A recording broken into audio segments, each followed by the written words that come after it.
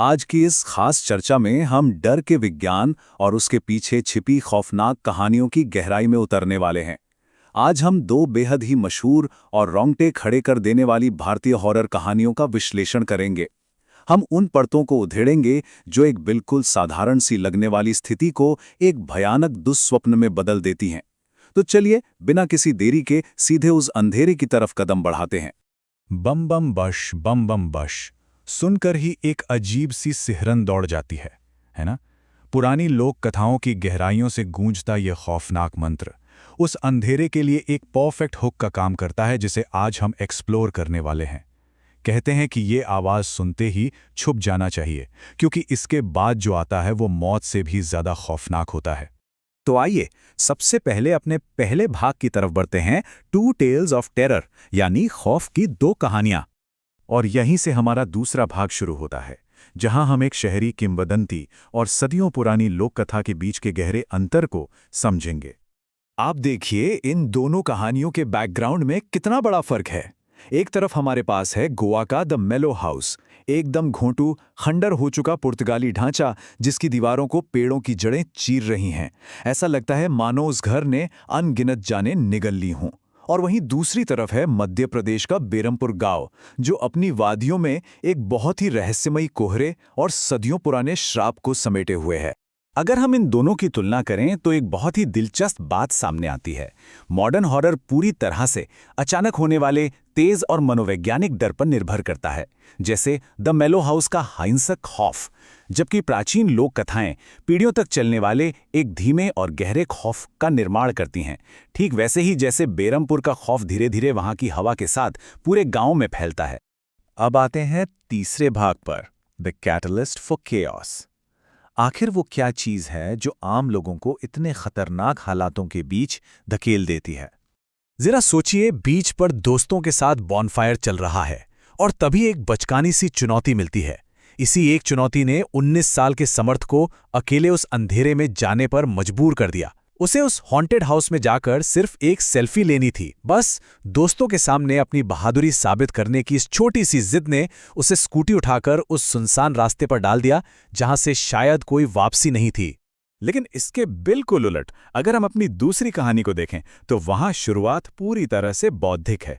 दिल्ली की दो रिसर्चर्स मेघना और इशिता अपने प्रोफेसर जयदेव के दबाव में आकर एक प्राचीन एंटीडोट यानी एक खास काट की तलाश में उस खतरनाक गांव तक पहुंच जाती हैं। ये कोई दोस्तों की दी गई बचकानी चुनौती नहीं थी, बल्कि विज्ञान और एक बहुत ही पुराने रहस्य के बीच की एक सीरियस खोज थी।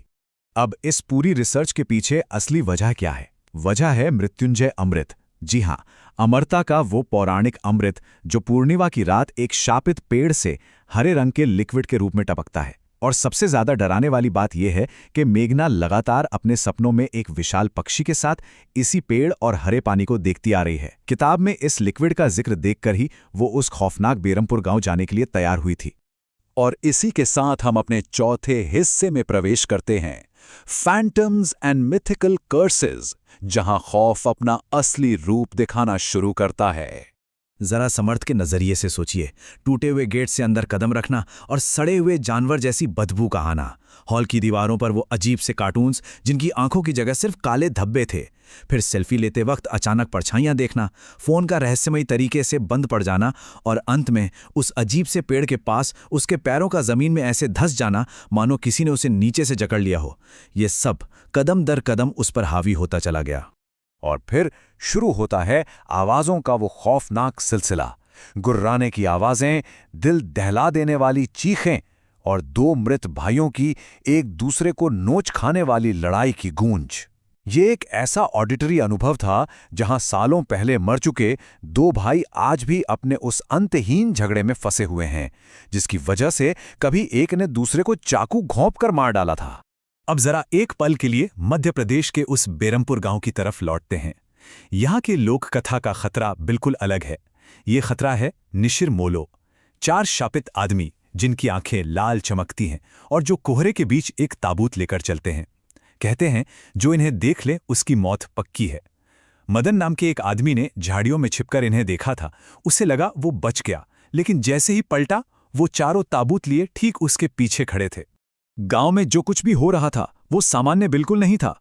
अचानक से आंखों को अंधा कर देने वाली धूल भरी आंधी आना, तापमान का एकदम से गिर जाना और आरती के वक्त मंदिर के दीपक का रहस्यमयी तरीके से बुझ जाना, ये कोई इत्तेफाक नहीं थे। पर्यावरण में हो रहे ये बदलाव गांव के लिए एक सीधी चेतावनी थी कि वो प्राचीन बुराइयां अब पूरी तरह से जाग चुकी हैं। और अब हम पहुंच गए हैं अपने 5वें और सबसे अहम हिस्से पर, द टेरिफाइंग क्लाइमैक्स। देखते हैं इन दोनों कहानियों का अंत कितना बेबस और खौफनाक होता है। इस पॉइंट पर आकर मनोवैज्ञानिक डर एक बिल्कुल ही नए स्तर पर पहुंच जाता है। जरा इस मंजर को महसूस कीजिए। वो भूतिया भाई जिनकी गर्दन टेढ़ी है और आंखें लाल हैं, वो समर्थ को लगातार घूर रहे हैं। और ठीक उसी समय मिट्टी में बने एक कब्र जितने बड़े गड्ढे से समर्थ का ही अपना सड़ता हुआ शरीर बाहर निकलता है और उसे जिंदा जमीन के अंदर खींचने लगता है। ये सच में रूह कंपा देने वाला पल है। वहीं दूसरी तरफ बेरमपुर गांव में घटनाएं एक साथ बहुत तेजी से घट रही हैं। आधी रात का वक्त है। रिसर्चर्स गांव के मुखिया के बेटे अनुज के साथ 400 साल पुराने राजा सूरजभान के महल में खिड़की से दाखिल हो रहे हैं। ठीक उसी समय निशिर मोलो जंगल की तरफ बढ़ रहे हैं और जंगल में बैठे जुआरी, संपत और कप्तान, जो अपनी बाजी छोड़ने को तैयार नहीं थे, वो भी अब इस खौफनाक शिकार का हिस्सा बनने वाले हैं। और फिर एक तरफ उस अंधेरे महल का वो भारी दरवाजा रहस्यमयी तरीके से खुलता है और वो तीनों बुरी तरह चौंक पड़ते हैं।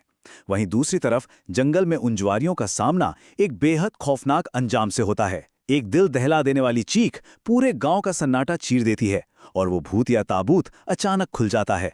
पूरा बेरमपुर गांव खौफ से कांप उठता है। तो ये सब जानने और समझने के बाद एक बहुत ही गहरा सवाल उठता है, क्या ये सिर्फ लोगों को डराने और उन्हें अंधेरे से दूर रखने वाली कहानियां हैं, या फिर सच में अंधेरे में कुछ भटकती हुई आत्माएं उन लोगों का इंतजार कर रही हैं जो जिज्ञासा के चक्कर में वहां जाने की भूल करते हैं?